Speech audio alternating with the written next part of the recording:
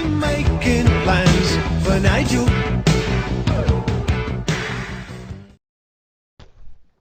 Hi everyone, welcome back for another video. Today, going out for a ride in the Mini Electric, the Cooper SE. Actually get to go for a drive, so thought I'd come into the car, set the cameras up and film the drive.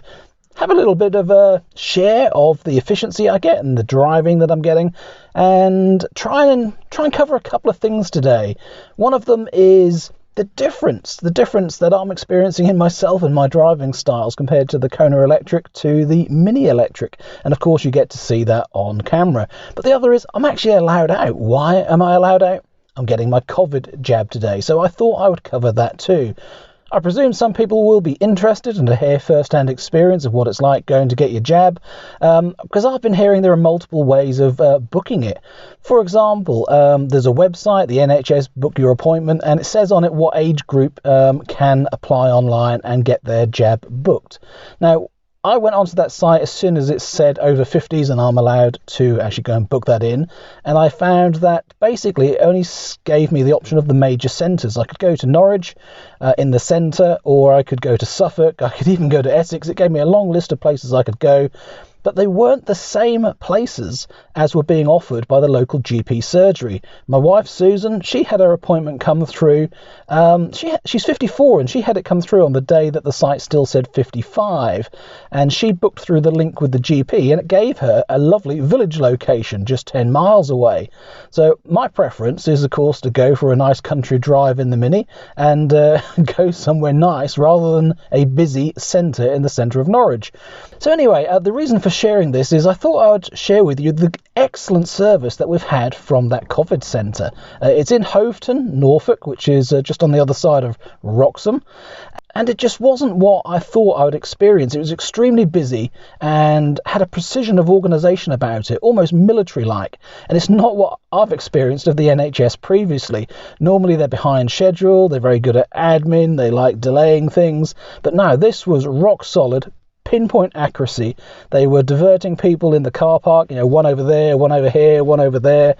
They were keeping people separated. The flow of people going in and out was perfect. They were absolutely on time. In fact, they were ahead of schedule. And I'd heard that when you go to these centres, sometimes if you ask, I've got my partner in the car and they're due for a jab as well, if they have sufficient capacity, then they'll do that jab for you there and then as well if you haven't already had it, obviously. So I thought rather than book online, I would actually ask the centre whether they could do me at the same time yesterday as they were doing Susan. So I was just expecting a yes or no text to come through from Susan, but lo and behold, somebody from the centre actually spent the time and came out to the car to talk to me, and all dressed up in the masks and that socially distanced, all those sort of things, obviously. But they basically said that they couldn't do it because this was the middle of the day and they don't know how many vaccines they're going to have left towards the end of the day, based on how many people cancel or don't turn up, etc. So they couldn't do it, but what they could do is book me in. And I thought, well, this is brilliant. I don't even have to go back to the online thing or wait for my GP surgery. They will just book me in. So they took my NHS number from me, which I had with me. They took my date of birth and telephone number and went back in. As Susan came out, she'd had her jab. We then started driving home. And on the way home, probably only 5 minutes away from the centre, we had a text message come through, which purported to be from my surgery, the doctor's surgery, saying that my appointment was for the next day. And that's brilliant. So obviously it's a very joined up system between the people at the centre booking it and linking it to my GP surgery. So that went extremely well. I then had a phone call from that person that visited me at the car as well while we're driving in the car to confirm that appointment and make sure everything was okay. I just can't believe how good that service was and how slick and how integrated it was and how easy it was for me to get the jab booked. When other things that seem so simple, like, I don't know, trying to get online bookings for repeat prescriptions, my GP won't allow me to do it and hasn't done for over a year now, because apparently they have to have a piece of paperwork and they don't want to see me in the surgery to handle this bit of paperwork, even though I'm allowed in the surgery to pick up my prescriptions. Madness.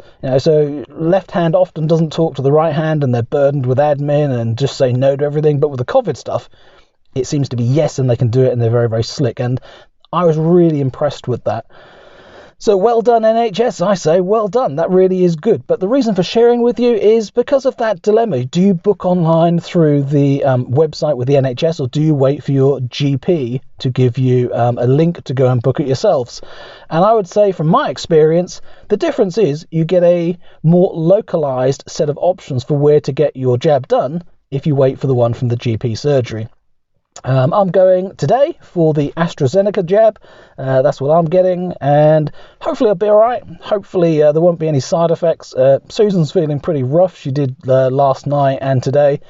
Just needs to rest and not do too much and not overexert herself. So nothing terrible, just a bit of achiness, a bit feeling down. She can feel something in the body which is reacting, and I guess that's good, isn't it? That is, it's doing something. If you can't feel it, then it makes you wonder how much good it's actually doing you. So yeah, I see side effects as a positive, that it is actually triggering the immune responses in your body and it's causing you to become more immune. So bring on the side effects, I say.